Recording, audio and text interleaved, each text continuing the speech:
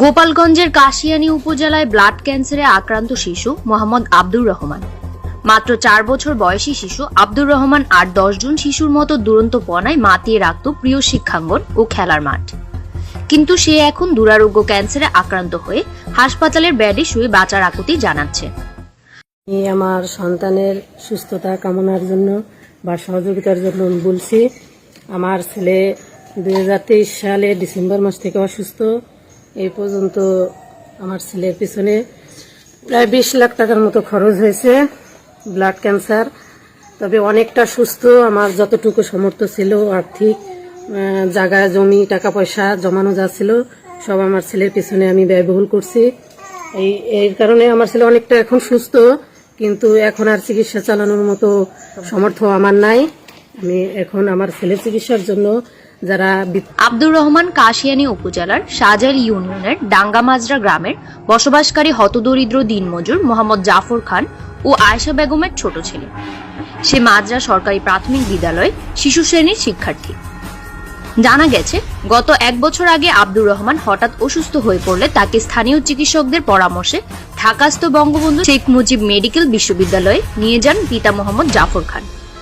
হাসপাতালে ভর্তির পর বিভিন্ন পরীক্ষা নিরীক্ষা করানো শেষে আব্দুর রহমানের ব্লাড ক্যান্সার ধরা পড়ে। আমারে করেনি, তারা বলছে যদি সম্ভব হয় করব, কিন্তু এখনো পর্যন্ত কোনো সহযোগিতা আমি পাইনি। আর প্রধানমন্ত্রীর কার্যালয় নাকি শুনছি যে এটা সহযোগিতা করা হয়, কিন্তু আমি সেই জায়গা আবেদন করছি, কিন্তু বর্তমান সরকার না থাকার কারণে সেই জায়গা থেকেও আমি কোনো সাড়া পাইনি। আর ওই পর্যন্ত চিকিৎসা খরচ যোগান দিতেই সর্বশান্ত হয়ে তার পরিবার। এখন আব্দুর রহমানের চিকিৎসা ব্যয় বহন করা তাদের জন্য দুঃসাধ্য হয়ে পড়েছে। তার উপর প্রতি সপ্তাহে রক্ত দিতে হচ্ছে আব্দুর রহমানের শরীরে।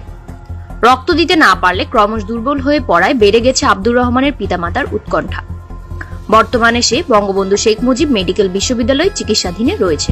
চিকিৎসকরা জানিয়েছেন তাকে প্রায় আরো 3 বছর মেয়াদী চিকিৎসা নিতে হবে। এর মধ্যে রয়েছে কেমোথেরাপি, হিমোগ্লোবিন ও দামি ইনজেকশন। এতে খরচ হবে প্রায় 6 থেকে 7 লাখ টাকা। আব্দুর রহমানকে বাঁচাতে আকুতি জানিয়েছে তার বাড়ির পাশে প্রতিবেশীরা ও সহপাঠীরা। দেশের মানুষ যদি আমাদের আব্দুর রহমানের চিকিৎসার জন্য সবাই যদি 1 টাকা করে দান করেন, তাহলে বেঁচে যেতে পারে আব্দুর রহমানের জীবন। আব্দুর রহমানের বাড়ি আমাদের পাশের বাড়ি। ওই ছেলেটা অনেক অসুস্থ অনেক দিন ধরে।